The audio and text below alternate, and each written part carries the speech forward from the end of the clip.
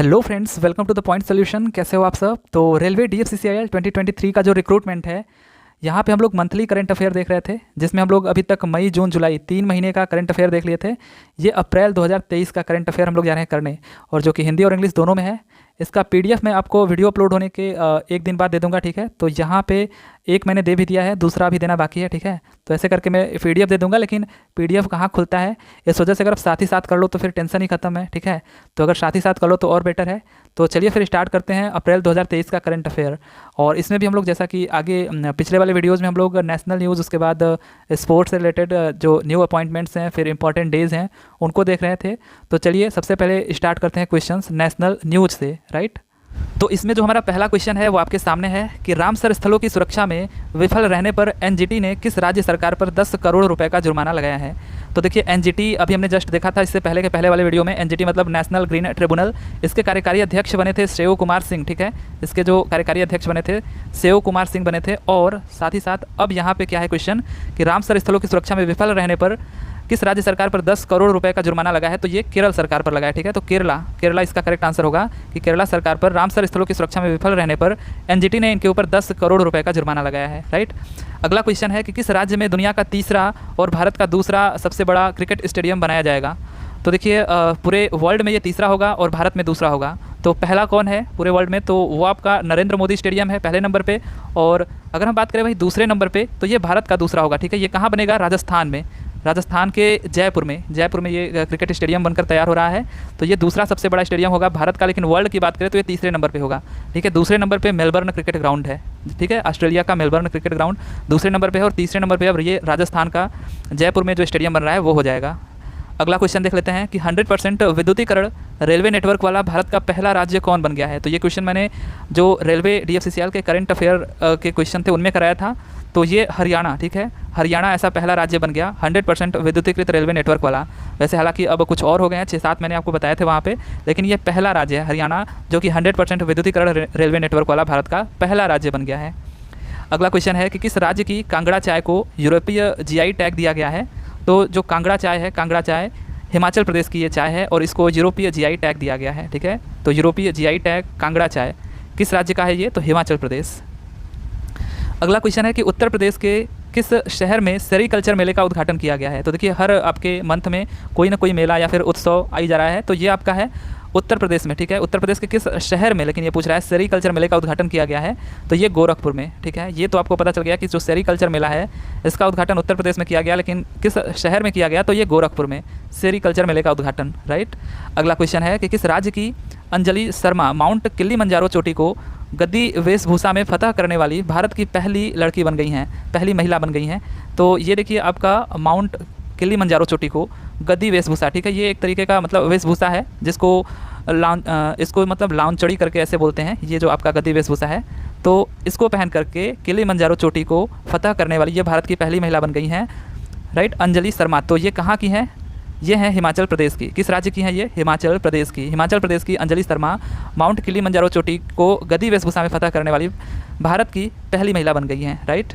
अगला क्वेश्चन है कि राष्ट्रीय डेयरी अनुसंधान संस्था ने भारत की पहली गिर नस्ल की क्लोन मादा बछड़ा का उत्पादन किया है। इसका क्या नाम है?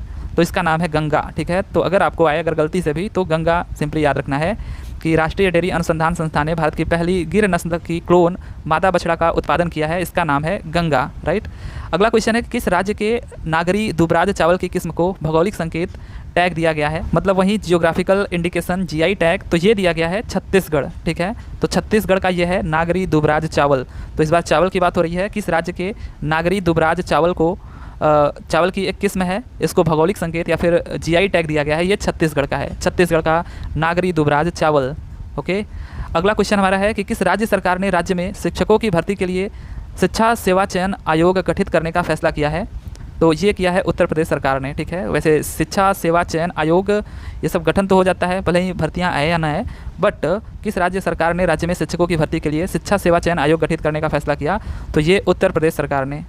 अगला क्वेश्चन हमारा है कि किस राज्य के पहले डिजिटल रेडियो स्टेशन रेडियो संगवारी का शुभारंभ किया गया है। तो डिजिटल रेडियो स्टेशन रेडियो संगवारी का शुभारंभ किया गया है छत्तीसगढ़ में, ठीक है। तो छत्तीसगढ़ में डिजिटल रेडियो स्टेशन रेडियो संगवारी का शुभारंभ किया गया है। अगला क्वेश्चन हमारा है कि उत्तर पूर्वी भारत के पहले एम्स का उद्घाटन किस शहर में किया गया है? तो ये किया गया है गुवाहाटी में, राइट। तो the first AIIMS of north east India has been inaugurated in which city? तो ये गुवाहाटी में, ठीक है। उत्तर पूर्वी भारत के पहले एम्स का उद्घाटन गुवाहाटी में किया गया है। अगला क्वेश्चन है, किस राज्य सरकार द्वारा गर्मी के तनाव को कम करने के लिए कूल रूफ पॉलिसी शुरू की गई है? तो कूल रूफ जो पॉलिसी शुरू की गई है ये तेलंगाना सरकार के थ्रू शुरू करी गई है, ठीक है, तेलंगाना सरकार के थ्रू। तो किस राज्य सरकार द्वारा गर्मी के तनाव को कम करने के लिए कूल रूफ पॉलिसी शुरू करी गई है? तेलंगाना सरकार की तरफ से, राइट, तेलंगाना सरकार की तरफ से। अगला क्वेश्चन हमारा है, वित्त वर्ष 2022-23 में अद्वितीय स्थानीय उत्पादों के लिए कौन सा राज्य जीआई टैग में सबसे आगे है? तो देखिए, जो जीआई टैग में सबसे अव्वल नंबर पे है राज्य वो आपका है केरला राज्य, ठीक है। तो केरला राज्य, ये वित्त वर्ष 2022-23 की बात हो रही है, इसमें अद्वितीय स्थानीय उत्पादों के लिए कौन सा राज्य जीआई टैग में सबसे आगे है? तो ये केरला है, ठीक है। अगला क्वेश्चन है कि किस राज्य के महाराजगंज में विश्व का पहला एशियाई किंग गिद्ध संरक्षण केंद्र बनाया गया है? तो पहला एशियाई किंग गिद्ध संरक्षण केंद्र ये बनाया गया है उत्तर प्रदेश में, ठीक है। किस राज्य में बनाया गया है? वही किस राज्य के महाराजगंज में? तो ये पड़ता है उत्तर प्रदेश में, और यहाँ विश्व का पहला एशियाई किंग गिद्ध संरक्षण केंद्र बनाया गया है उत्तर प्रदेश में। अगला क्वेश्चन है कि केंद्रीय गृह मंत्री अमित शाह ने किस राज्य में वाइब्रेंट विलेज प्रोग्राम की शुरुआत की है? तो कहाँ पे करी है? ये अरुणाचल प्रदेश में, ठीक है। केंद्रीय गृह मंत्री अमित शाह ने किस राज्य में वाइब्रेंट विलेज प्रोग्राम की शुरुआत करी है? तो ये जो वाइब्रेंट विलेज प्रोग्राम है इसकी शुरुआत अरुणाचल प्रदेश में करी गई है। केंद्रीय गृह मंत्री अमित शाह ने इसकी शुरुआत करी है, राइट। अगला क्वेश्चन है कि किस राज्य सरकार ने सावरकर की जयंती को स्वतंत्रता वीर गौरव दिन के रूप में बनाने की घोषणा करी है? तो कौन सी सरकार ने स्वतंत्रता वीर गौरव दिन, ठीक है, सावरकर की जयंती को स्वतंत्रता वीर गौरव दिन के रूप में मनाने की घोषणा की है? तो ये महाराष्ट्र सरकार ने की है, ठीक है। किस सरकार ने की है? महाराष्ट्र सरकार ने। तो किस राज्य सरकार ने सावरकर की जयंती को स्वतंत्रता वीर गौरव दिन के रूप में मनाने की घोषणा करी है? ये महाराष्ट्र सरकार ने करी है, राइट। अगला क्वेश्चन हमारा है कि किस शहर में डोंगरा संस्कृति और विरासत पर 3 दिवसीय बैसाखी महोत्सव का आयोजन किया गया है? अगेन ये इंपॉर्टेंट क्वेश्चन, इसको लगाइए कि 3 दिवसीय बैसाखी महोत्सव का आयोजन ये कहाँ पे किया गया है? अगेन जम्मू एंड कश्मीर में, ठीक है, JNK। तो किस शहर में डोंगरा संस्कृति और विरासत पर 3 दिवसीय बैसाखी महोत्सव का आयोजन किया गया है? तो ये जम्मू एंड कश्मीर में किया गया है, राइट। अगला क्वेश्चन देख लेते हैं कि 2022 में नवीनतम बाघ जनगणना के आंकड़ों के अनुसार भारत में बाघों की संख्या कितनी है?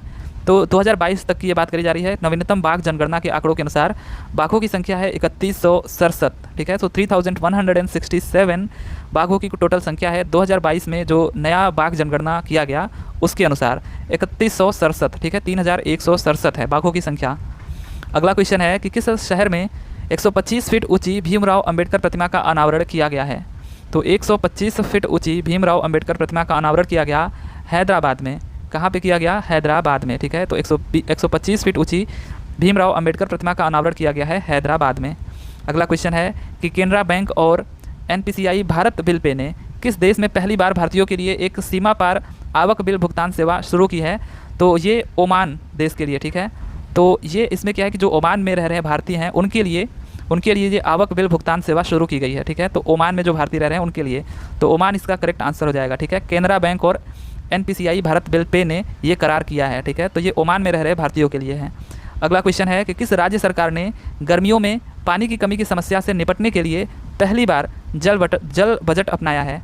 तो देखिए, पानी की समस्या से निपटने के लिए पहली बार जल बजट अपनाने वाला पहला राज्य है केरल, ठीक है। तो केरल पहली बार जल बजट अपनाने जा रहा है गर्मियों में पानी की कमी की समस्या को देखते हुए, ठीक है। कौन सा राज्य? केरल, राइट। अगला क्वेश्चन है, पर्यटन विभाग और कला और संस्कृति विभाग ने 15 और 16 अप्रैल को किस राज्य के गोपालगंज में थावे फेस्टिवल आयोजित किया? ठीक है, तो ये जो थावे फेस्टिवल है इसका आयोजन कहाँ किया गया? तो ये बिहार में किया गया, ठीक है। अगेन इंपॉर्टेंट क्वेश्चन है, थावे फेस्टिवल अगर आपसे पूछे ये कहाँ पे इसका आयोजन होता है? 15 और 16 अप्रैल के बीच होता है, तो ये बिहार में होता है, राइट। अगला क्वेश्चन है, अज्ञात शवों का DNA डेटाबेस तैयार करने वाला पहला राज्य कौन सा बन गया है? तो ये हिमाचल प्रदेश बन गया है। अज्ञात शवों का DNA डेटाबेस तैयार करने वाला पहला राज्य, ठीक है। अज्ञात शवों का DNA डेटाबेस तैयार करने वाला पहला राज्य बन गया हिमाचल प्रदेश, याद रखना है। अगला क्वेश्चन है कि चुनाव आयोग ने किस राज्य से पहली बार वोट फ्रॉम होम की शुरुआत करी है? तो अभी जो आपका चुनाव हुआ था कर्नाटक का चुनाव, इसके बारे में हमने देखा था पिछले वाले वीडियो में, ठीक है। यहाँ पे कितनी सीट किसको मिली थी, कौन जीता था, कौन था मुख्यमंत्री, तो चुनाव आयोग ने किस राज्य से पहली बार वोट फ्रॉम होम की शुरुआत करी है? तो ये करी है कर्नाटक से, ठीक है, कर्नाटक का जो चुनाव हुआ वहाँ से, ठीक है, वोट फ्रॉम होम। अगला क्वेश्चन है कि किस शहर में पूर्वोत्तर क्षेत्र में अपनी तरह का सबसे बड़ा स्टेडियम बनाया जा रहा है? तो ये शिलांग में बनाया जा रहा है, ठीक है। तो किस शहर में पूर्वोत्तर क्षेत्र में अपनी तरह का सबसे बड़ा स्टेडियम बनाया जा रहा है? तो ये शिलांग में बनाया जा रहा है। अगला क्वेश्चन है कि किस राज्य में हनथदी सांस्कृतिक उत्सव का आयोजन किया गया? ठीक है, तो अगेन इंपॉर्टेंट इसको लगाइएगा, ठीक है। तो किस राज्य में हनथदी सांस्कृतिक उत्सव का आयोजन किया जा रहा है? तो ये मणिपुर में, ठीक है। तो ये अप्रैल महीने का है, अभी आप देख रहे हो मणिपुर में क्या चल रहा है, ठीक है। तो हो सकता है कि ये आपके लिए थोड़ा इंपॉर्टेंट बने। तो हनथदी जो सांस्कृतिक उत्सव है इसका आयोजन कहाँ पे किया गया? तो मणिपुर में किया गया, ठीक है। तो मणिपुर इस टाइम पे चर्चा में है, तो इसको आप लोग थोड़ा इंपॉर्टेंट लगाइएगा कि हनथदी जो सांस्कृतिक उत्सव है ये कहाँ का है, कहाँ आयोजन किया गया? मणिपुर में। अगला क्वेश्चन है कि किस राज्य सरकार ने एक पंचायत में एक खेल मैदान परियोजना प्रारंभ की है? ठीक है, एक पंचायत में एक खेल मैदान परियोजना प्रारंभ करी है। तो किस राज्य सरकार ने ये करी है? One sport ground in one panchayat, ठीक है। तो one sport ground in one panchayat ये जो प्रोजेक्ट है ये केरला सरकार ने स्टार्ट करी है, ठीक है, केरल ने। तो एक पंचायत में एक खेल मैदान परियोजना ये किसने प्रारंभ करा है? तो केरला सरकार ने करा है, राइट। अगला क्वेश्चन है कि किस राज्य सरकार ने ई वाहन अभियान के तहत सरकारी विभागों में 100% ईवी बनाने का लक्ष्य रखा है? तो ये उत्तर प्रदेश सरकार ने रखा है, ठीक है। So which state government has set a target of making 100% EVs in government departments under e-vehicle campaign? तो ये उत्तर प्रदेश ने किया है, ठीक है, उत्तर प्रदेश ने।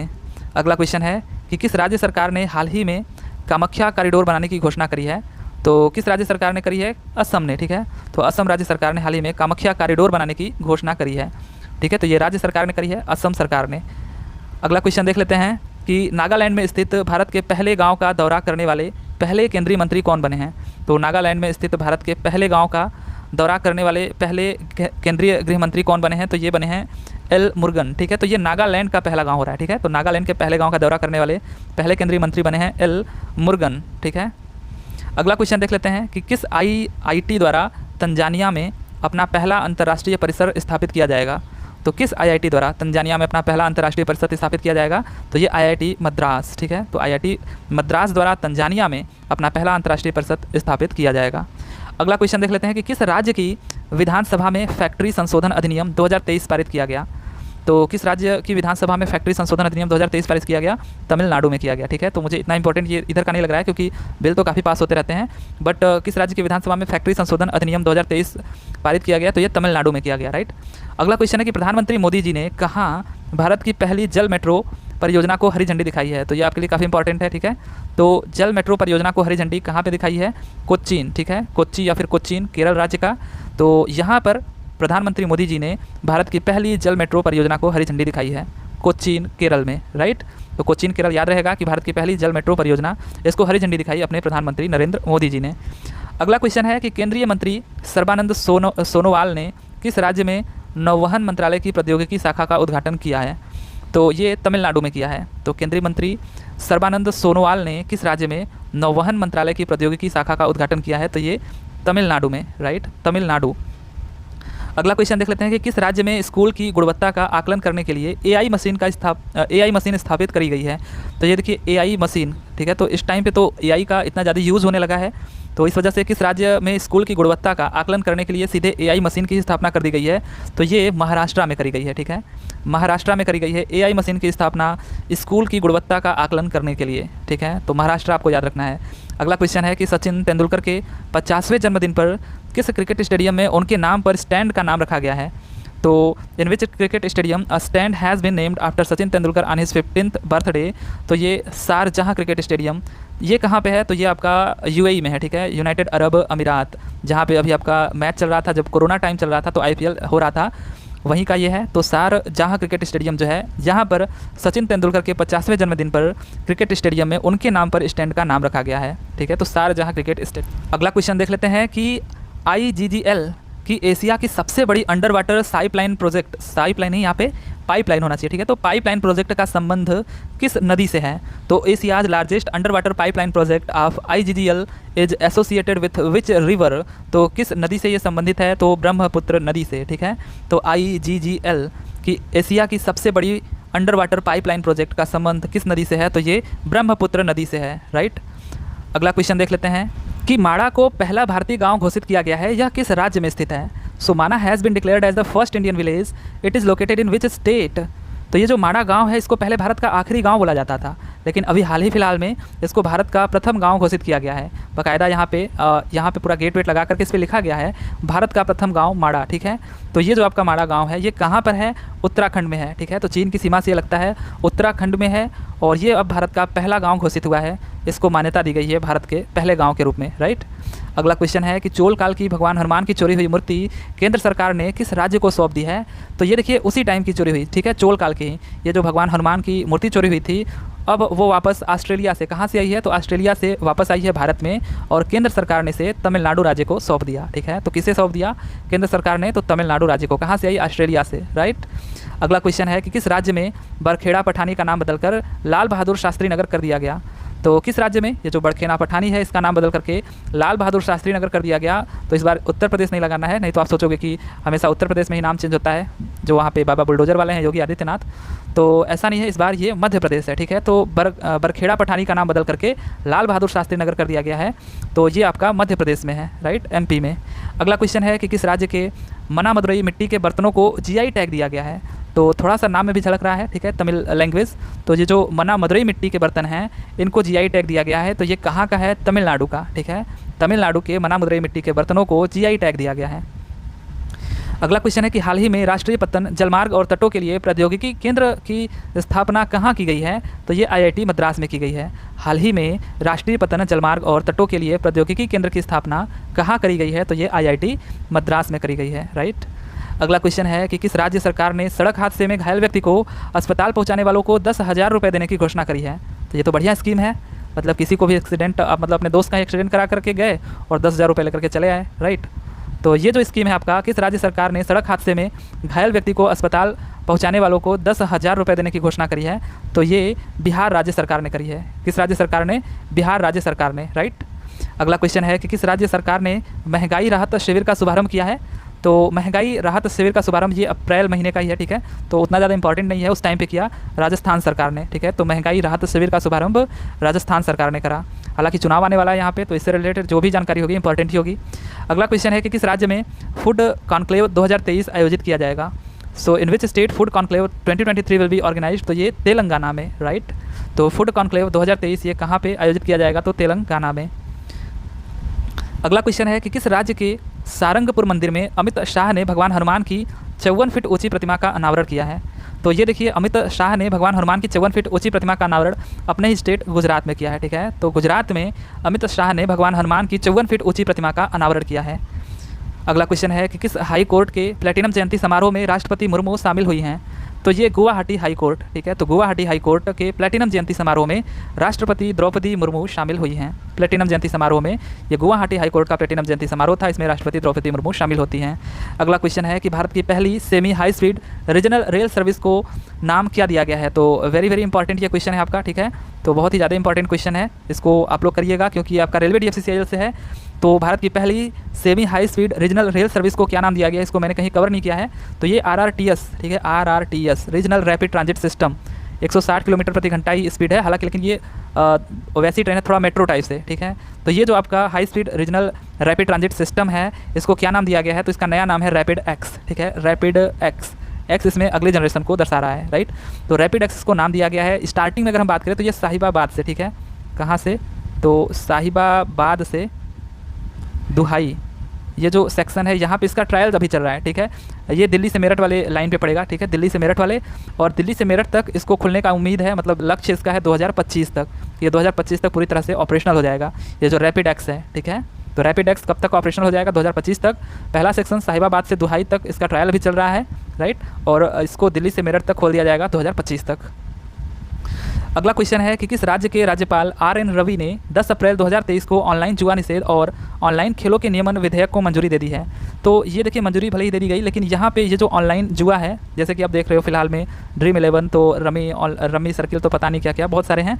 तो ये जो आपका है ऑनलाइन जुआ या ऑनलाइन खेलों के नियमन विधेयक को मंजूरी दे दी है, तो ये किस राज्य के राज्यपाल ने दिया है? तो ये तमिलनाडु के राज्यपाल RN रवि ने, ठीक है। तो तमिलनाडु के राज्यपाल RN रवि ने ऑनलाइन जुआ निषेध और ऑनलाइन खेलों के नियमन विधेयक को मंजूरी दे दी है, राइट। अगला क्वेश्चन हमारा है कि किस राज्य के सुहेलवा अभ्यारण्य में बाघों का पहला फोटोग्राफिक प्रमाण दर्ज किया गया है? तो किस राज्य के सुहेलवा अभ्यारण्य में बाघों का पहला फोटोग्राफिक प्रमाण दर्ज किया गया है? ये आपका उत्तर प्रदेश के, राइट। तो यूपी के सुहेलवा अभ्यारण्य में बाघों का पहला फोटोग्राफिक प्रमाण दर्ज किया गया है। अगला क्वेश्चन है कि किस केंद्रीय मंत्री ने भारत के संविधान के डोंगरी संस्करण का पहला एडिशन जारी किया है? किस केंद्रीय मंत्री ने? तो कानून मंत्री किरण रिजिजू ने। हालांकि अभी फिलहाल में ये कानून मंत्री नहीं है, तो जो लॉ मिनिस्टर अपने हैं किरण रिजिजू, ये उस टाइम पे जब थे तो इन्होंने भारत के संविधान के डोंगरी संस्करण का पहला एडिशन जारी किया, डोंगरी संस्करण का, ठीक है, पहला एडिशन जारी करते हैं लॉ मिनिस्टर किरण रिजिजू। लेकिन फिलहाल में अभी अपना कौन है लॉ मिनिस्टर, कानून मंत्री? तो ये आपके हैं अर्जुन राम मेघवाल, ठीक है। कौन है? अर्जुन राम मेघवाल, ठीक है। तो अर्जुन राम मेघवाल ये अभी इस टाइम पे क्या है? कानून मंत्री हैं, अर्जुन राम मेघवाल, राइट। अब आगे हम लोग देख लेते हैं न्यूली अपॉइंटमेंट्स, ठीक है। तो जो नए अपॉइंटमेंट्स हुए हैं उनके बारे में देख लेते हैं कि किस भारतीय अमेरिकी को निर्विरोध रूप से विश्व बैंक के अगले प्रमुख के रूप में नियुक्त किया गया है? तो किसको किया गया है? अजय बंगा को, ठीक है। तो ये भारतीय अमेरिकी हैं जिनको निर्विरोध रूप से विश्व बैंक के अगले प्रमुख के रूप में नियुक्त किया गया है, ठीक है, वर्ल्ड बैंक के। तो थोड़ा इंपॉर्टेंट है, वर्ल्ड बैंक के अगले प्रमुख के रूप में किसे नियुक्त किया गया है? अजय बंगा को। अगला क्वेश्चन है कि स्टार स्पोर्ट्स ने किस बॉलीवुड अभिनेता को अपना ब्रांड एम्बेसडर बनाया है? तो कौन से बॉलीवुड अभिनेता को स्टार स्पोर्ट्स ने अपना ब्रांड एम्बेसडर बनाया है? तो ये रणवीर सिंह को, ठीक है। तो रणवीर सिंह को स्टार स्पोर्ट्स ने अपने ब्रांड एम्बेसडर के रूप में बनाया है, राइट। अगला क्वेश्चन है कि किसे power trading corporation of India limited के CMD के रूप में नियुक्त किया गया है? तो किसे किया गया है? राजीव के मिश्र, ठीक है, राजीव के मिश्रा को। Power trading corporation of India limited के CMD के रूप में नियुक्त किया गया है के मिश्रा को। उतना इंपॉर्टेंट नहीं है। अगला क्वेश्चन है कि किसे भारतीय नौसेना के नए उप प्रमुख के रूप में नियुक्त किया गया है? तो ये उप प्रमुख है, ठीक है। तो नौसेना के उप प्रमुख के रूप में किसे नियुक्त किया गया है? संजय जसजीत सिंह को, ठीक है। तो संजय जसजीत सिंह को नौसेना के नए उप प्रमुख के रूप में नियुक्त किया गया है, right. New vice chief of India navy ये कौन बने हैं? संजय जसजीत सिंह। अगला क्वेश्चन है कि TII राजस्थान की पहली महिला अध्यक्ष कौन बन गई हैं? तो who has become the first women president of TIE, ठीक है, TII ने TIE राजस्थान, तो ये बनी है शीनू झावर, राइट। तो ये भी उतना इंपॉर्टेंट नहीं है। अगला क्वेश्चन है कि हाल ही में किसे फिक्की महिला संगठन की 40वीं अध्यक्ष के रूप में नियुक्त किया गया है? तो ये देखिए आपका फिक्की महिला संगठन की 40वीं अध्यक्ष के रूप में किसे नियुक्त किया गया है? सुधा शिव कुमार को, राइट। फिक्की मतलब federation of India chambers of commerce and industry. तो ये जो आपका फिक्की है, फिक्की महिला संगठन, इसकी 40वीं अध्यक्ष के रूप में किसे नियुक्त किया गया है? सुधा शिव कुमार को, राइट। अगला क्वेश्चन है किसे राष्ट्रीय rifle association of India NRAI के अध्यक्ष के रूप में नियुक्त किया गया है? तो national rifle association of India NRAI के रूप में किसे नियुक्त किया गया है? तो ये कलिकेश नारायण को नियुक्त किया गया है, ठीक है। कलिकेश नारायण को national rifle association of India के अध्यक्ष के रूप में नियुक्त किया गया है, कलिकेश नारायण को। अगला क्वेश्चन देख लेते हैं कि किसे हाल ही में LIC का नया मुख्य निवेश अधिकारी नियुक्त किया गया है? Who has recently been appointed as the new chief investment officer of LIC। तो अभी हमने देखिए LIC के बारे में 2-3 चीज़ें देखी थी हर महीने में। तो LIC के मैनेजिंग डायरेक्टर हमने देखा था, चेयरमैन देखा था, अब यहाँ पे है मुख्य निवेश अधिकारी, न्यू चीफ इन्वेस्टमेंट ऑफिसर। तो ये रत्नाकर पटनायक बनते हैं, ठीक है, रत्नाकर पटनायक। मैनेजिंग डायरेक्टर कौन बना था? सतपाल भानु बने थे, अभी मुझे याद है, ठीक है, पिछले वाले में। और उसके बाद हमने देखा था न्यू चेयरमैन कौन बने थे? तो सिद्धार्थ मोहंती बने थे। उसके बाद ये निवेश अधिकारी है, तो ये बने हैं रत्नाकर पटनायक LIC के, राइट। अगला क्वेश्चन है कि किसे US इंडिया टास्क फोर्स में नामित किया गया है? तो US इंडिया टास्क फोर्स में किसे नामित किया गया है? Who has been named in the US India task force? तो नीली बेंदापुरी को, ठीक है, नीली बेंदापुरी को US इंडिया टास्क फोर्स में नामित किया गया है। अगला क्वेश्चन है कि किसे राष्ट्रीय तकनीकी अनुसंधान संगठन के नए अध्यक्ष के रूप में नियुक्त किया गया है? तो अरुण सिन्हा को। तो राष्ट्रीय तकनीकी अनुसंधान संगठन, ठीक है, तो नेशनल टेक्निकल रिसर्च ऑर्गेनाइजेशन, जो नेशनल टेक्निकल रिसर्च ऑर्गेनाइजेशन है, इसके अध्यक्ष के रूप में किसे नियुक्त किया गया है? तो अरुण सिन्हा को, राइट। अगला क्वेश्चन है किसे BEML लिमिटेड के अगले चेयरमैन और मैनेजिंग डायरेक्टर CMD के रूप में नियुक्त किया गया है? तो किसे किया गया है? शांतनु राय को, ठीक है। BEML भारत अर्थ मूवर्स लिमिटेड, ये ठीक है, रेलवे के लिए भी थोड़ा ये इंपॉर्टेंट है। BEML भारत अर्थ मूवर्स लिमिटेड के अगले चेयरमैन और मैनेजिंग डायरेक्टर के रूप में किसे नियुक्त किया गया है? शांतनु राय को, ठीक है, शांतनु राय को। अगला क्वेश्चन है कि जियो सिनेमा ने किस भारतीय क्रिकेटर को ब्रांड एम्बेसडर नियुक्त किया है? तो जियो सिनेमा ने रोहित शर्मा को, ठीक है, तो रोहित शर्मा को भारतीय क्रिकेटर, ठीक है, रोहित शर्मा को ब्रांड एम्बेसडर नियुक्त किया है जियो सिनेमा ने। अगला क्वेश्चन है कि किसे राष्ट्रीय सुरक्षा परिषद का सैन्य सलाहकार नियुक्त किया गया है?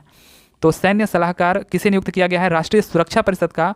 Who has been appointed as the military advisory to the national security council, ठीक है। तो नेशनल सिक्योरिटी काउंसिल के सैन्य सलाहकार किसे नियुक्त किया गया है? एयर मार्शल संदीप सिंह को।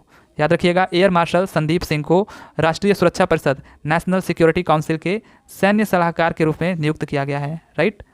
अगला क्वेश्चन हमारा है कि किसे हाल ही में साइकिलिंग महासंघ के अध्यक्ष के रूप में चुना गया है? तो किसे हाल ही में साइकिलिंग महासंघ के अध्यक्ष के रूप में चुना गया है? Who has recently been elected as the president of cycling federation? तो ये चुना गया है पंकज सिंह को, राइट। तो पंकज सिंह को चुना गया है साइकिलिंग महासंघ के नए अध्यक्ष के रूप में, पंकज सिंह को, राइट।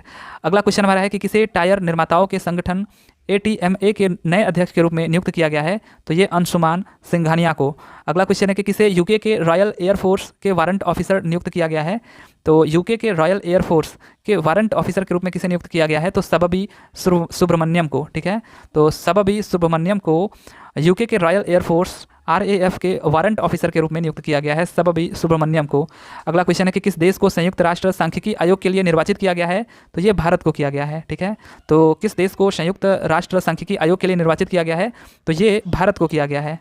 अगला क्वेश्चन है कि न्यायमूर्ति अपरेश कुमार सिंह को किस राज्य के उच्च न्यायालय का नया मुख्य न्यायाधीश नियुक्त किया गया है? तो ये त्रिपुरा के। तो त्रिपुरा के, ठीक है, त्रिपुरा राज्य के उच्च न्यायालय के नए मुख्य न्यायाधीश कौन बने हैं? तो ये बने हैं अपरेश कुमार, ठीक है। तो न्यायमूर्ति अपरेश कुमार त्रिपुरा राज्य के उच्च न्यायालय के नया मुख्य न्यायाधीश बने हैं, ठीक है, अपरेश कुमार त्रिपुरा के, ओके। तो अब आगे हम लोग देख लेते हैं स्पोर्ट्स रिलेटेड न्यूज़, ठीक है। स्पोर्ट्स रिलेटेड जो करंट अफेयर है अप्रैल महीने के, तो इनमें पहला क्वेश्चन हमारा है कि T20 क्रिकेट फॉर्मेट में सबसे अधिक विकेट लेने वाले गेंदबाज कौन बने हैं?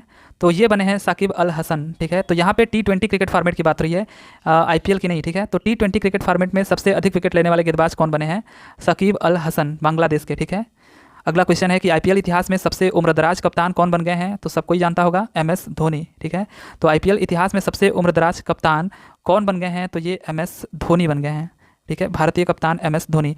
अगला क्वेश्चन हमारा है कि किसने F1 वाइल्ड ऑस्ट्रेलियाई ग्रैंड प्रिक्स 2023 जीता है? तो अगेन देखिए, ऑस्ट्रेलियाई ग्रैंड प्रिक्स की बात रही है, तो ऑस्ट्रेलियाई हमने देखा, उसके बाद हमने ब्रिटिश देखा, ऐसे ही कई सारे, और यहाँ पे भी मैक्स वर्स्टापेन जो है ये ऑस्ट्रेलियाई ग्रैंड प्रिक्स 2023 जीतते हैं। लेकिन ध्यान दीजिएगा, F1 दो होते हैं, ठीक है। तो इसमें जो F1 वाइल्ड ऑस्ट्रेलियाई ग्रैंड प्रिक्स है ये मैक्स वर्स्टापेन ने जीता है। अगला क्वेश्चन है कि किसने मियामी ओपन 2023 में पुरुष एकल का खिताब जीता? तो ये क्वेश्चन हो चुका है पिछले वाले में ही, डेनियल मेदवेदेव ने। आगे का क्वेश्चन है कि असम के बक्सा जिले में आयोजित 4वीं एशियाई खो खो चैंपियनशिप 2023 किसने जीती है?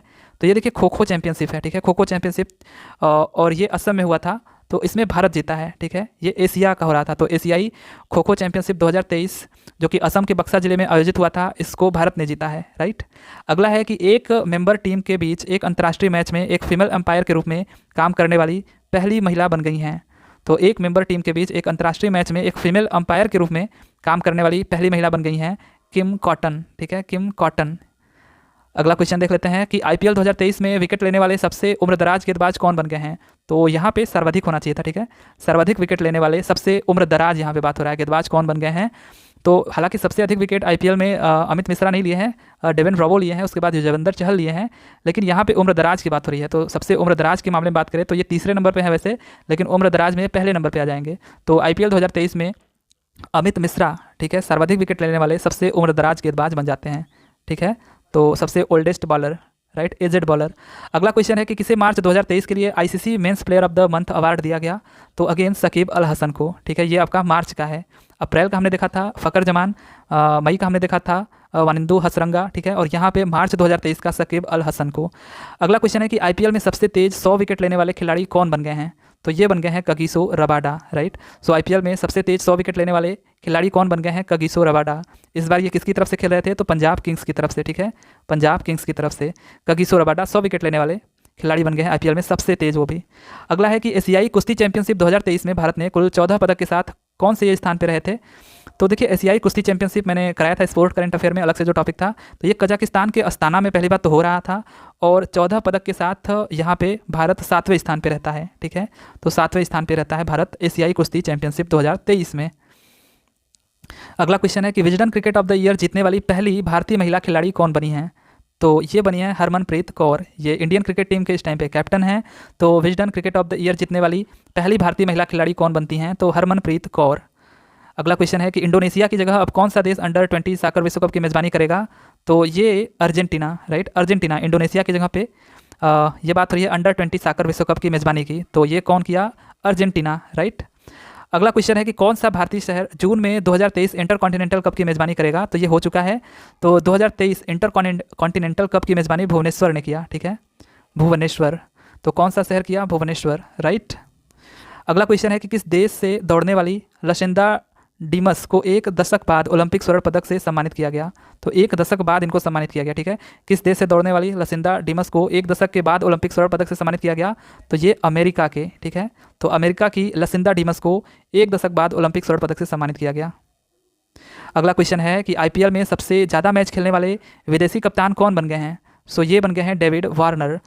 आईपीएल में बात करी जा रही है सबसे ज़्यादा मैच खेलने वाले विदेशी कप्तान की, तो ये बन गए हैं डेविड वार्नर। ये इस टाइम पे मतलब 2023 में दिल्ली कैपिटल के थे, ठीक है, दिल्ली कैपिटल के कैप्टन थे डेविड वार्नर। अगला क्वेश्चन है कि किस आईआईटी के शून्य दल ने अमेरिका में आयोजित सोलर डिकैथलॉन प्रतियोगिता में दूसरा स्थान प्राप्त किया है? तो आईआईटी बॉम्बे ने। तो किस आईआईटी के शून्य दल ने अमेरिका में आयोजित सोलर डिकैथलॉन प्रतियोगिता में दूसरा स्थान प्राप्त किया है? तो आईआईटी बॉम्बे। अगला क्वेश्चन है कि ओडिशा एफसी ने किसे 2-1 से हराकर तीसरे हीरो सुपर कप 2023 को जीता है? तो ये जीता है बेंगलुरु एफसी ने, राइट। सो अगर पूछे ओडिशा एफसी ने किसे 2-1 से हराकर तीसरे हीरो सुपर कप 2023 का खिताब जीता, तो ये बेंगलुरु एफसी ने जीता। किसको हराकर? ओडिशा एफसी को 2-1 से हराकर हीरो सुपर कप, राइट। अगला क्वेश्चन है कि किसने पहली बार आर्लियंस मास्टर बैडमिंटन टूर्नामेंट 2023 जीता है? तो ये प्रियांशु राजावत ने जीता है, राइट। सो किसने पहली बार ऑर्लियंस मास्टर बैडमिंटन टूर्नामेंट 2023 जीता है? तो ये प्रियांशु राजवत ने जीता है। अगला क्वेश्चन है कि भारत की पहली नेत्रहीन महिला क्रिकेट टीम की कप्तान कौन बनी है? अगर आपसे पूछे कि भारत की पहली नेत्रहीन महिला क्रिकेट टीम की कप्तान कौन बनी है, तो ये सुषमा पटेल बनी है, ठीक है। तो सुषमा पटेल ये बनती हैं पहली नेत्रहीन महिला क्रिकेट टीम की कप्तान, राइट। अब आगे हम लोग देख लेते हैं कुछ इंपॉर्टेंट डेज, ठीक है। तो जो अप्रैल महीने के इंपॉर्टेंट डेज हैं उनमें पहला क्वेश्चन है कि विश्व आत्मकेंद्रित जागरूकता दिवस मनाया जाता है। सो ये आपका मनाया जाता है 2 अप्रैल को, ठीक है। तो विश्व केंद्रित जागरूकता दिवस 2 अप्रैल को मनाया जाता है। अंतर्राष्ट्रीय दिवस खदान जागरूकता दिवस 4 अप्रैल को मनाया जाता है। तो ये दोनों उतने इंपॉर्टेंट नहीं है। अगला है कि राष्ट्रीय समुद्री दिवस मनाया जाता है, ठीक है। तो ये जो समुद्री दिवस मनाया जाता है कब मनाया जाता है? 5 अप्रैल को, ठीक है। तो राष्ट्रीय समुद्री दिवस मनाया जाता है 5 अप्रैल को।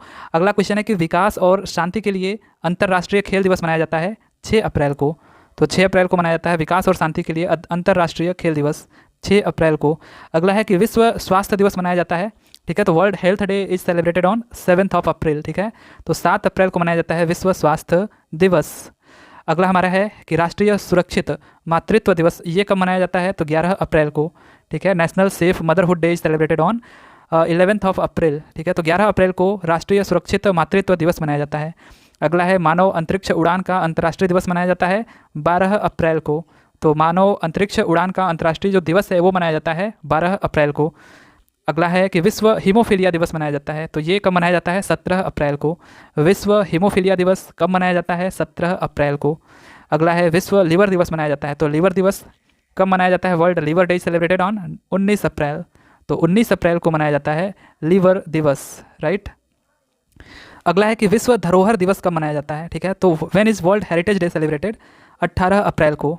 तो 18 अप्रैल को मनाया जाता है विश्व धरोहर दिवस, वर्ल्ड हेरिटेज डे। अगला है राष्ट्रीय लोक सेवा दिवस मनाया जाता है। सो ये जो राष्ट्रीय लोक सेवा दिवस है कब मनाया जाता है? ये मनाया जाता है 21 अप्रैल को, ठीक है। तो राष्ट्रीय लोक सेवा दिवस कब मनाया जाता है? 21 अप्रैल को। विश्व पृथ्वी दिवस कब मनाया जाता है? तो ये 22 अप्रैल को। ये काफ़ी इंपॉर्टेंट है, ठीक है। तो पृथ्वी दिवस मनाया जाता है 22 अप्रैल को। और वहीं पे 22 मार्च को जल दिवस मनाया जाता है, ठीक है। तो ऐसे मतलब लोग रखते हैं इसको कि 22 मार्च को जल और 22 अप्रैल को पृथ्वी दिवस। अगला है राष्ट्रीय पंचायती राज दिवस, ये भी काफ़ी इंपॉर्टेंट है, ठीक है। तो इसको जरूर आप लोग देखिएगा। राष्ट्रीय पंचायती दिवस 24 अप्रैल को, ये याद होना चाहिए, ठीक है। तो राष्ट्रीय पंचायती दिवस 24 अप्रैल को और विश्व पृथ्वी दिवस 22 अप्रैल को। फिर विश्व मलेरिया दिवस ये कब मनाया जाता है? 25 अप्रैल को, ठीक है। तो 25 अप्रैल को विश्व मलेरिया दिवस। अगला है विश्व बौद्धिक संपदा दिवस, ये कब मनाया जाता है? 26 अप्रैल को, ठीक है। तो ये भी कहीं कहीं पे पूछा गया है। विश्व बौद्धिक संपदा दिवस ये कब मनाया जाता है? तो 26 अप्रैल को, राइट। और अगला हमारा है अंतर्राष्ट्रीय नृत्य दिवस मनाया जाता है, ये 29 अप्रैल को मनाया जाता है। तो अंतर्राष्ट्रीय नृत्य दिवस international dance day is celebrated on 29 अप्रैल। तो 29 अप्रैल को मनाया जाता है अंतर्राष्ट्रीय नृत्य दिवस। तो ये तीनों काफ़ी इंपॉर्टेंट थे। विश्व पृथ्वी दिवस 22 अप्रैल, राष्ट्रीय पंचायती राज दिवस 24 अप्रैल, विश्व मलेरिया दिवस 25 अप्रैल और विश्व बौद्धिक संपदा दिवस 26 अप्रैल को। ठीक है, तो बस यहीं तक करते हैं। ये रहा आपका अप्रैल महीने का। ठीक है, अप्रैल मंथ का ये आपका करंट अफेयर है। इसके बाद आपका मार्च का आएगा, राइट। तो चलिए फिर यहीं तक करते हैं, मिलते हैं अगले वीडियो में। तब तक के लिए thank you, ta ta and bye bye.